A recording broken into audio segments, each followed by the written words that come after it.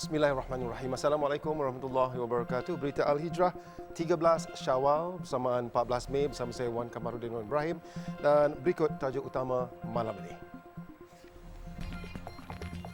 Loji sembelihan di Australia digantung serta-merta. Juga 3 jenazah pelajar USAS selamat dikebumikan.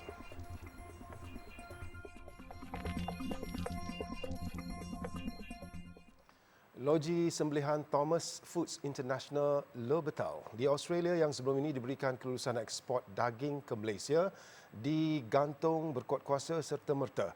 Keputusan itu dibuat hasil persetujuan antara Jabatan Perkhidmatan Veterina JPV dan Jabatan Kemajuan Islam Malaysia JAKIM dengan Department of Agriculture, Water and the Environment DAWI Australia menerusi sidang khas semalam.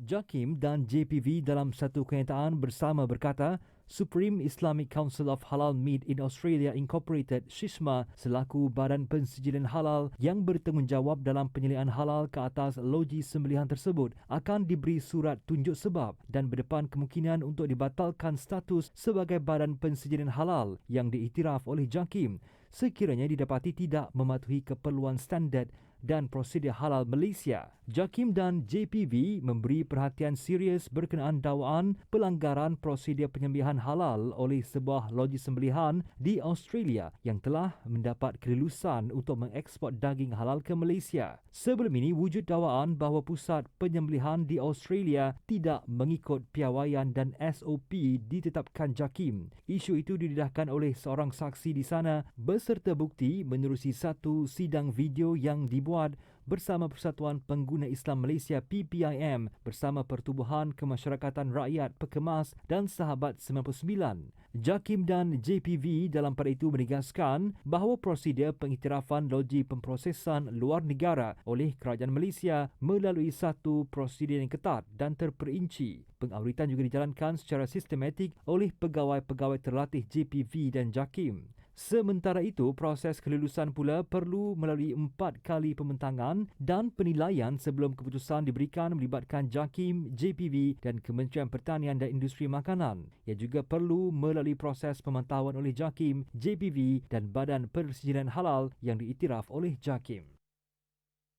Jenazah 3 lagi penuntut Universiti Sultan Azlan Shah USAS yang maut dalam pemalangan di Lebuh Raya Utara Selatan arah utara pada tengah malam Rabu selamat dikebumikan masing-masing di Negeri Sembilan, Selangor dan Johor hari ini. Dan ketiga-tiga jenazah dimandi, dikafan dan disolatkan di Masjid USAS lewat malam tadi selepas proses pengesahan mayat selesai. Jenazah Muhammad Nasrun Aidul, 22 tahun yang tiba di rumahnya di Taman Desa Bukit Bujang, Kuala Kubu pada pukul 2.07 pagi selamat dikebumikan di Tanah Perkuburan Islam, Jalan Kuala Kubu kira-kira pukul 7.55 pagi tadi. Di Negeri Sembilan, jenazah Muhammad Nabil Haikal Muhammad Faris, 19 tahun yang tiba di kediaman keluarganya di Kampung Sungai Mahang Nilai pada pukul 3 pagi sekali lagi disolatkan pada pukul 7.50 pagi sebelum dikebumikan di Tanah Perkuburan Karyah Batang Benar kira-kira pukul 9 pagi.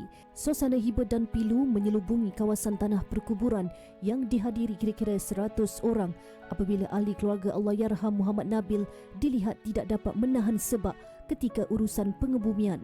Sementara itu di Johor, jenazah Iqbal Hasnun Halimi, 23 tahun yang tiba di kediaman keluarganya di Taman Impian Jaya Senai pada 6 pagi ini disolatkan sekali lagi di surau Taman Impian Jaya sebelum dikebumikan di Tanah Perkuburan Islam di Kampung Melayu Selong pukul 7.30 pagi tadi. Semalam, jenazah seorang lagi mangsa kemalangan negeri itu, Ahmad Akmal Ahmad Moklis, 20 tahun, selamat dikebumikan di Tanah Perkuburan Islam Masjid Hijau di Parit Buntar, Perak.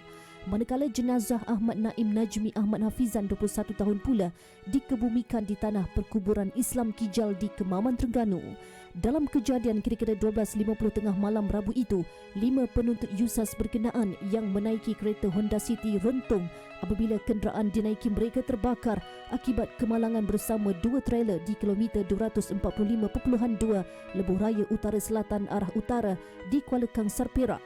kenderaan itu dipandu Muhammad Nasrun Aidul, manakala Ahmad Naim Najmi duduk di bahagian penumpang hadapan, manakala Muhammad Nabil Haikal, Iqbal Hasnun dan Ahmad Akmal duduk di bahagian penumpang belakang. Sementara itu, kertas siasatan terhadap pemandu trailer yang ditahan bagi membantu siasatan berhubung kemalangan sehingga mengorbankan 5 nyawa di Lebuh Raya Utara Selatan arah utara di Kuala Kangsar Rabu lepas akan diserahkan kepada Timbalan Pendakwa Raya Selasa ini. Ketua Polis Daerah Kuala Kangsar ACP Omar Bakhtiar Yaakob berkata pihaknya sedang melengkapkan kertas siasatan membabitkan pemandu trailer berusia 28 tahun itu. Memetik bernama ACP Omar Bakhtiar berkata kertas siasatan akan diserahkan kepada Timbalan Pendakwa Raya pada pagi Selasa dan pertuduhan akan dibuat di mahkamah pada sebelah petang. Polis juga katanya akan memohon lanjutan tempoh reman ke atas lelaki berkenaan di Mahkamah Magistrate Kuala Kangsar esok bagi membantu siasatan di bawah Seksyen 41-1 Akta Pengangkutan Jalan 1987. Media sebelum ini melaporkan pemandu trailer yang ditahan reman selama 4 hari itu didapati mempunyai 22 saman trafik dan daripada jumlah itu, 21 saman telah dibayar termasuk 8 saman berkaitan kesalahan memandu dengan laju.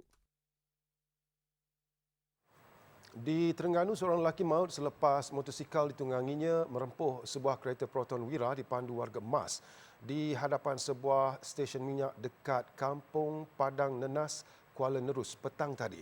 Kejadian berlaku kira-kira 4.30 petang itu turut menyebabkan mangsa Muhammad Zakwan Azad Azhari 21 tercampak ke bahu jalan dan maut di tempat kejadian akibat cedera parah pada anggota badan.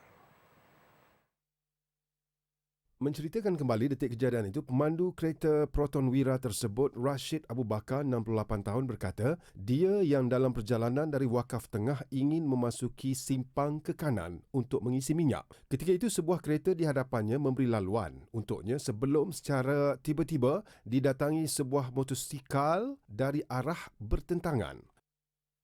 Bagi dia bakar tengok. Jadi apabila saya nak masuk di minyak di sel ni, di kereta terlalu banyak, jadi ada seorang hamba Allah dia bilang buat 3-4 kali. Saya pun masuk saya rasa seolah-olah macam duduk kepala slow je. Tapi tak tahulah motor tu mari dengan terlalu laju pun kita tak tahu. Jadi dalam keadaan gini memang kita tahu betul siapa salah. Rashid berkata kejadian tersebut menyebabkan keretanya mengalami kerosakan pada bahagian hadapan di sebelah kanan. Sementara itu, mayat mangsa telah dihantar ke Hospital Sultanah Nur Zahirah HSNZ Kuala Terengganu untuk siasatan lanjut. Seorang penolong buat kuasa Kementerian Perdagangan Dalam Negeri dan Hal Ehwal Pengguna KPDN HEP Pulau Pinang direman 4 hari di Mahkamah Magistrate Georgetown bagi membantu siasatan berhubung rasuah bernilai RM3,000. Perintah tahanan reman bermula hari ini sehingga 17 Mei itu dikeluarkan selepas mahkamah meluluskan permohonan Pegawai Pendakwa Suruhanjaya Pencegahan Rasuah Malaysia SPRM G. Jaya Raj.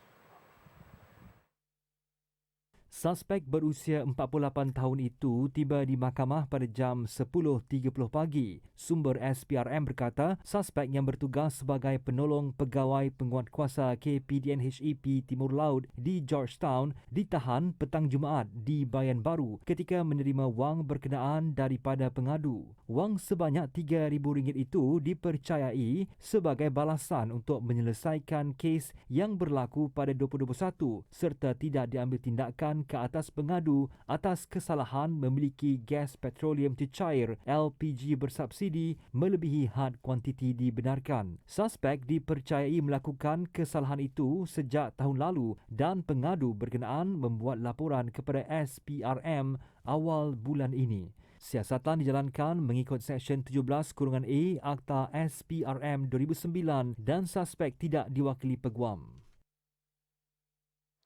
Kes penyakit tangan, kaki dan mulut HFMD merekodkan peningkatan mendadak dengan hampir 29,000 kes direkodkan di seluruh negara setakat ini berbanding hanya melebihi 4,000 kes sepanjang tahun lalu. Menteri Kesihatan Khairi Jamaluddin Abu Bakar berkata angka itu direkodkan sejak Januari lalu sehingga semalam.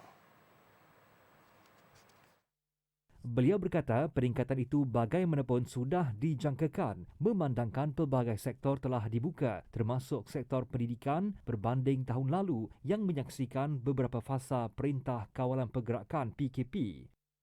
Jadi yang penting adalah kita pastikan semua premis dapat dibersihkan dan kita sentiasa jaga kebersihan pendiri juga. Ya, tetapi walau apapun kita akan kawal perkara ini melalui hebahan kepada orang ramai supaya mereka tahu titik panas ataupun hotspot penyakit HFMD ni. Malah dalam MySejahtera pun sekarang kita boleh tengok di sekitar kita berapa banyak kes HFMD ni. Tengok kepada protokol yang dikeluarkan oleh pejabat kesihatan daerah. Ya, sekiranya wabak itu ataupun sekiranya keadaan memerlukan penutupan dan keputusan itu akan dibuat di peringkat pejabat kesihatan daerah. Beliau berkata demikian dalam sidang media pada Majlis Rumah Terbuka Aidilfitri Menteri Kesihatan merangkap ahli Parlimen Rembau di Sekolah Menengah Agama Haji Muhammad Yatim di Rembau. Mengulas lanjut, Khairi turut menasihati orang ramai terutamanya golongan ibu bapa untuk sentiasa peka terhadap penyakit endemik yang lain seperti demam denggi dan HFMD. Dalam perkembangan COVID-19, Khairi turut menasihatkan serta mengalu-alukan individu yang sudah pun melepasi tempoh 6 bulan selepas dos penggalak pertama, terutama warga emas untuk mendapatkan dos penggalak kedua secara sukarela. Jenazah Sheikh Zaid Al Nahyan selamat disemadikan.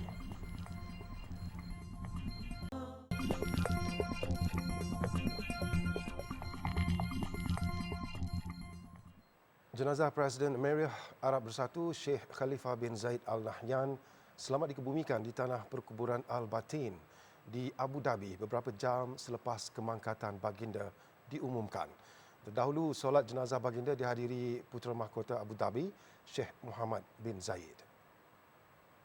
Suasana hiba menyelubungi Masjid Besar Sheikh Zaid ditambah dengan suara imam yang menyentuh perasaan. Almarhum Sheikh Khalifa meninggal dunia pada usia 73 tahun dan punca kematiannya tidak didedahkan oleh Kementerian Hal Ehwal Presiden. Sheikh Khalifa bin Zaid Al Nahyan telah berkhidmat sebagai Presiden UAE dan Pemerintah Abu Dhabi sejak 3 November 2004. Baginda telah menggantikan bapanya Sheikh Zaid bin Sultan Al Nahyan, Presiden pertama UAE yang telah menjadi presiden selepas pembentukan UAE pada 1973 dan kekal dalam jawatan itu sehingga kematiannya pada 2 November 2004. Sheikh Khalifa sebelum ini terlibat dalam sebahagian besar pertumbuhan ekonomi negara yang kaya minyak itu. Namun baginda dilihat tidak lagi terlibat dalam urusan harian selepas diserang angin ahmar dan menjalani pembedahan pada 2014. Ketika tempoh itu, urusan pentadbiran negara diserahkan kepada Putera Mahkota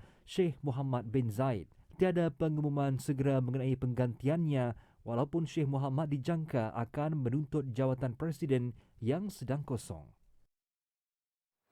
Sementara itu, Kerajaan Emirat Arab Bersatu UAE memulakan tempoh berkabung selama 40 hari dengan bendera dikibarkan separuh tiang bermula semalam.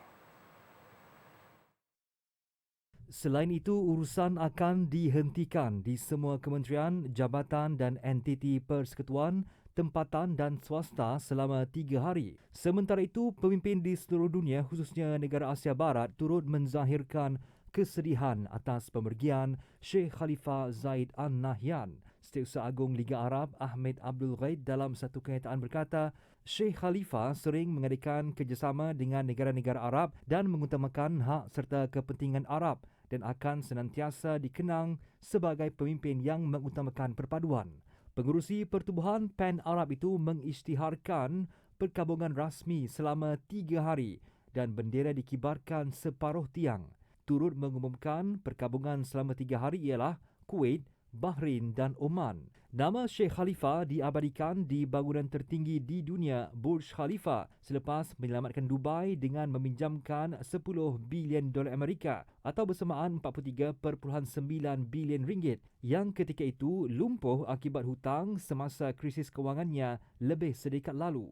Turut menzahirkan ucapan takziah Perdana Menteri Datuk Seri Ismail Sabri Yaakob. Beliau menyifatkan Sheikh Zaid sebagai pemimpin berwawasan serta telah berjasa besar kepada kemajuan dan kemakmuran UAE. Datuk Seri Ismail Sabri berkata Malaysia amat menghargai sumbangan murni Sheikh Khalifa yang telah mengukuhkan hubungan persaudaraan antara kedua-dua negara. Yang di-Pertuan Agong Sultan Abdullah Riayatuddin Al-Mustafa Billah Shah berkenan supaya bendera peribadi baginda dikibarkan separuh tiang di Istana Negara selama 5 hari berturut-turut bermula hari ini, dan ia sebagai tanda berkabung Seri Paduka atas kemangkatan Presiden Emiria Arab Bersatu UAE dan juga pemerintah Abu Dhabi Sheikh Khalifa bin Zayed Al Nahyan.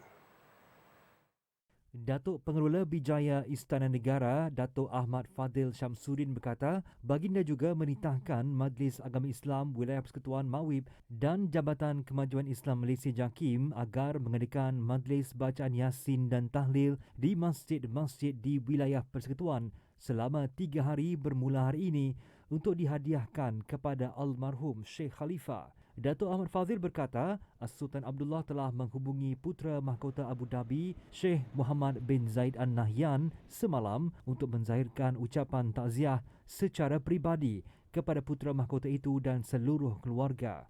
Sultan Abdullah dan Sheikh Muhammad adalah rakan kolej di Akademi Tentera Diraja Sandhurst, United Kingdom pada tahun 1978 serta 1979 dan persahabatan akrab kedua-dua pemimpin kekal hingga sekarang. Di samping itu, Malaysia dan UAE mempunyai hubungan dua hala yang rapat dan mesra di pelbagai peringkat termasuk kedua-dua pemimpin negara dan sesama rakyat. Seri Paduka juga berkenan berangkat ke Abu Dhabi esok untuk bersama dengan ketua-ketua negara dan kerajaan lain untuk memberi penghormatan terakhir kepada almarhum.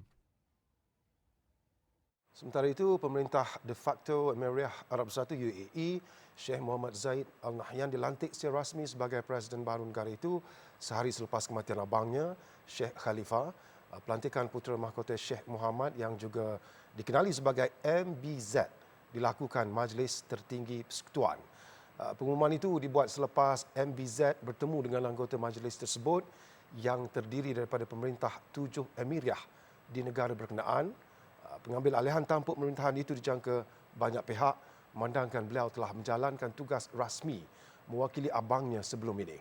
MBZ yang bersekutu rapat dengan Arab Saudi telah muncul sebagai pemimpin Asia Barat yang disegani dan mengurangkan campur tangan Amerika Syarikat serta menormalkan semula hubungan dengan Israel yang mengundang reaksi pelbagai pihak.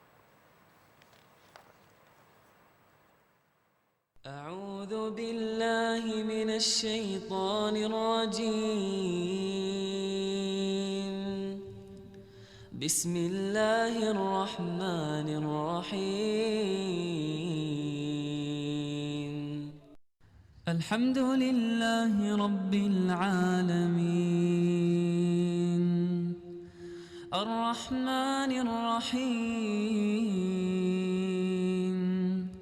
مالك يوم الدين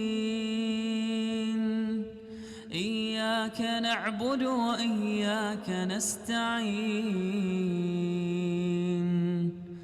اهدنا الصراط المستقيم صراط الذين أنعمت عليهم غير المغضوب عليهم ولا الضالين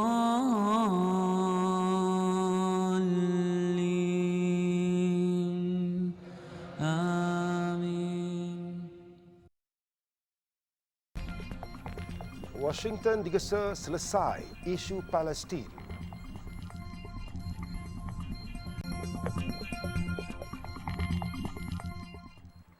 Pemimpin ASEAN kekal tegas dalam beberapa isu antarabangsa semasa pertemuan mereka dengan Presiden Amerika Syarikat Joe Biden pada sidang kemuncak khas ASEAN AS hari ini. Perdana Menteri Datuk Seri Ismail Sabri Yaakob berkata antara isu yang dibangkitkan adalah mengenai Palestin. Malah Washington turut digesa menggunakan pengaruhnya dalam menyelesaikan isu itu. Malaysia juga menekankan bahawa Amerika perlu jujur di dalam usaha untuk menyelesaikan isu Palestin ini. Kerana isu ini telah berlarutan begitu lama dan tidak mampu diselesaikan. Jadi kita bersetuju, kita menegaskan bahawa Malaysia minta supaya Amerika menggunakan kuasa dia dan memastikan isu Palestin dapat diselesaikan dengan segera. Kalau Amerika begitu cepat bertindak apabila kes berlaku di Ukraine, kita nak tindakan cepat juga dilakukan untuk menyelesaikan isu Palestin. Beliau berkata demikian kepada media Malaysia selepas sesi akhir sidang kemuncak khas 2 hari itu bersama Presiden Biden dan pemimpin ASEAN.